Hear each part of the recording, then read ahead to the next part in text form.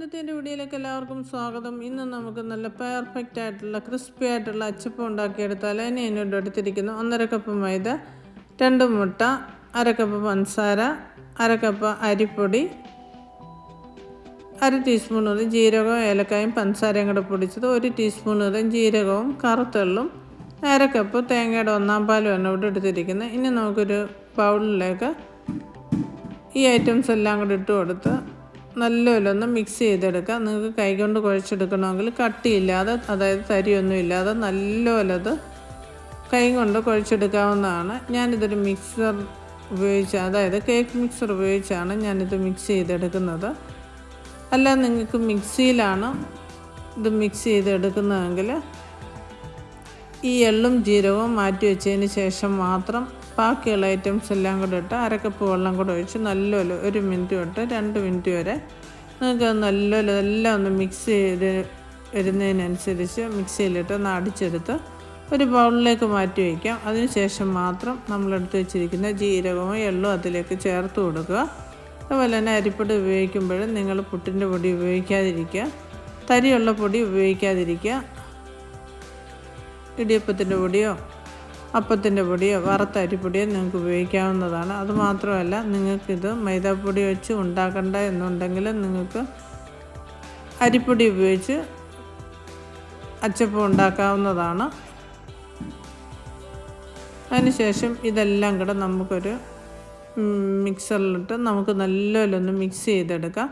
ഞാൻ നല്ലപോലെ അത് മിക്സ് ചെയ്തെടുക്കുന്നുണ്ട്. പിന്നെ ആവശ്യത്തിന് വെള്ളം, അതായത് 1/2 കപ്പ് വെള്ളം കൂടെ ഞാൻ ഒഴിച്ചു കൊടുക്കുന്നുണ്ട്. ഒഴിച്ചു കൊടുത്തതിന് ശേഷം ഞാനത് നല്ലപോലെ മിക്സ് ചെയ്ത് ഒരു ദോശമരുവിൻ്റെ മാവിൻ്റെ പരുവത്തിൽ ഞാനതൊന്ന് മിക്സ് ചെയ്തെടുക്കുന്നുണ്ട്. അതാണ്ട് ഈ പരുവത്തിലാണ് ഞാനത് മിക്സ് ചെയ്തെടുത്തിരിക്കുന്നത്. ഇനി നമുക്ക് ചെയ്യേണ്ടത് ഒരു ചീനിച്ചട്ടി അടപ്പത്ത് വെച്ച് അതിലേക്ക് നമുക്ക് എണ്ണ ഒഴിച്ചു കൊടുക്കാം. വെള്ളം പറ്റിയിട്ട് വേണം എണ്ണ ഒഴിച്ചു കൊടുക്കാൻ. എണ്ണ ഒഴിച്ചു കൊടുത്തതിന് ശേഷം നമുക്ക് അച്ച് അതിലേക്കിട്ട് നല്ലപോലെ ഒന്ന് തിളപ്പിച്ചെടുക്കണം. എന്നിട്ട് മാത്രമേ മാവിലിട്ട് കൊടുക്കാവൂ. അത് ഞാൻ അച്ച് എണ്ണയിലിട്ട് വെച്ചിട്ടുണ്ട്.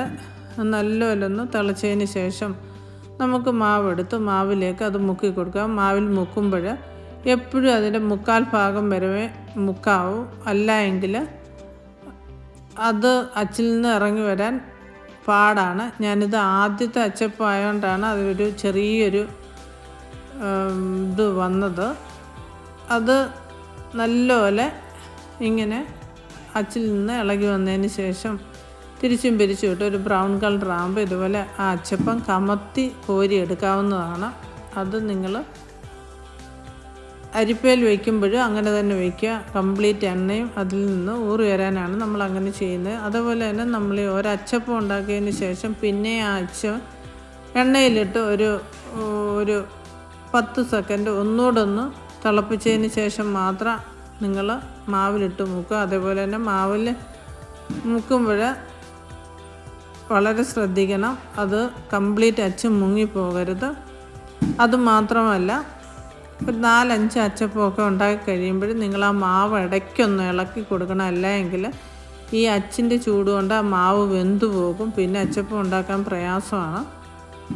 ഞാനതിങ്ങനെ ഓരോന്നോരോന്നായിട്ട് ഉണ്ടാക്കിയെടുത്തിട്ടുണ്ട്. ഇതുപോലെ നിങ്ങൾ ഉണ്ടാക്കിയെടുക്കാൻ ഒന്ന് ട്രൈ ചെയ്യുക. നല്ല ഫ്ലേവറുള്ള, നല്ല മണമുള്ള, പെർഫെക്റ്റ് ആയിട്ടുള്ള, ക്രിസ്പി ആയിട്ടുള്ള അച്ചപ്പമാണ്. ഇനി നിങ്ങൾക്കിതൊരു എയർ ടൈറ്റ് ആയിട്ടുള്ള ഒരു കണ്ടെയ്നറിലിട്ട് നല്ലപോലെ അടച്ചു വയ്ക്കാവുന്നതാണ്. ഇത് നിങ്ങൾ ഉണ്ടാക്കി നോക്കിയതിന് ശേഷം നിങ്ങളുടെ അഭിപ്രായങ്ങൾ അറിയിക്കുക. Thank you for watching.